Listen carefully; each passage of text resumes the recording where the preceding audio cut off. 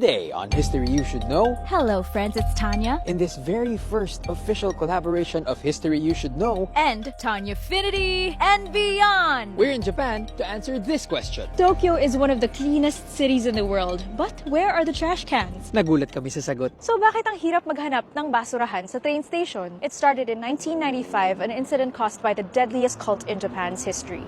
This is the story of Shinrikyo.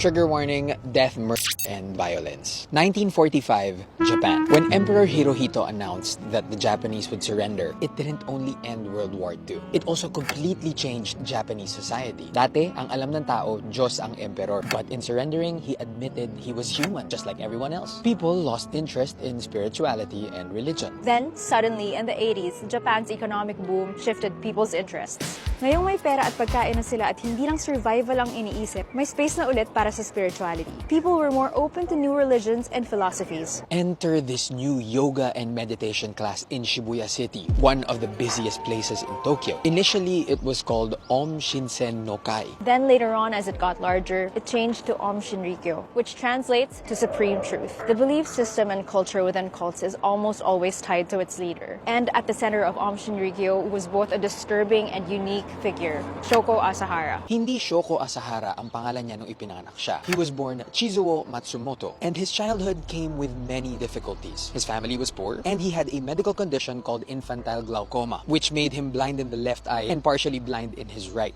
But from an early age, his blindness never stopped him from being a violent bully. He attended a special school for the blind and proceeded to bully and extort money from his fellow students. He even had loyal followers who did his bidding. This power to influence others was central to Asahara. He dreamt of becoming prime minister one day. But the path wasn't going to be easy, especially for someone with his condition. He struggled to find his calling. Sinubukan niya maging doktor, pero hindi pwede. Sinubukan niya maging abogado, pero hindi siya pumasa. Then finally, he found something he could latch onto. Asahara got into meditation, fortune-telling, and yoga. The deeper he got into it, the more he believed that he was meant for something special. Until one day, he claimed that a god appointed him as the god of light who leads armies of gods. The only thing left to do was to make others believe. And in 1987, Shinrikyo was born. To make Shinrikyo feel legit, Asahara borrowed philosophies from Buddhism, Hindu, and Christianity. And most importantly, he included a doomsday element. Ayon sa kanya, magkakaroon daw ng nuclear war sa pagitan ng Japan at US. And that would start Armageddon. And the only way to be saved was to be part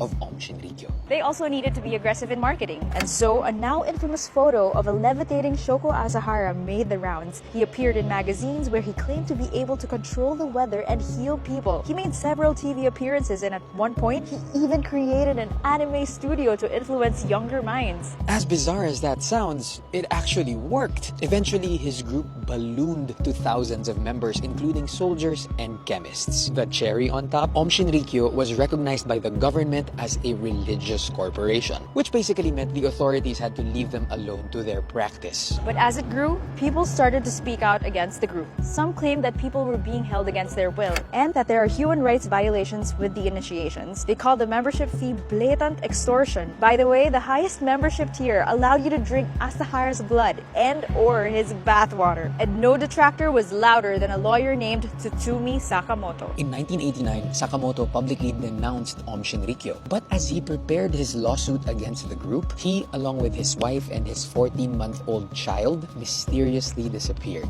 Since Shinrikyo was a religious corporation, the police still couldn't poke around. And with his fame and fortune, yeah, he got really rich. Asahara thought he could finally realize his dream. He ran for parliament in 1990 and lost. They barely got any votes. This humiliation triggered the violence within Asahara. If he wasn't going to win the votes, he was going to attack the country itself to accelerate the doomsday he prophesied. Remember when we said they had members who were soldiers and chemists? As it turns out, in 1993, Shinrikyo was dabbling with chemical weapons. The most famous one being sarin, a toxic nerve gas that would cause violent spasms in its victims to the point of asphyxiation. And thanks to their foreign cult members from Russia, a portion of the group was able to acquire AK-47s. And they even got combat training. Asahara was ready for war. On the morning of March 20, 1995, 5 AUM members rode different lines on the Tokyo subway, all headed for the city center. Each one carried an umbrella and a bag of sarin wrapped in plastic and newspapers. When the time came, they punctured punctured the bags with the tips of their umbrellas and exited the train. As the sarin vaporized, the passengers slowly got sick. Hindi nila alam kung bakit o kung saan galing. With each stop, the gas would spread on the stations. Eventually, a train stopped at Kasumigaseki Station, a hub for the subway lines and close to important government buildings. There, people tried to get rid of the bags. Two of the victims who unfortunately died were subway employees who tried to get rid of the sarin bags.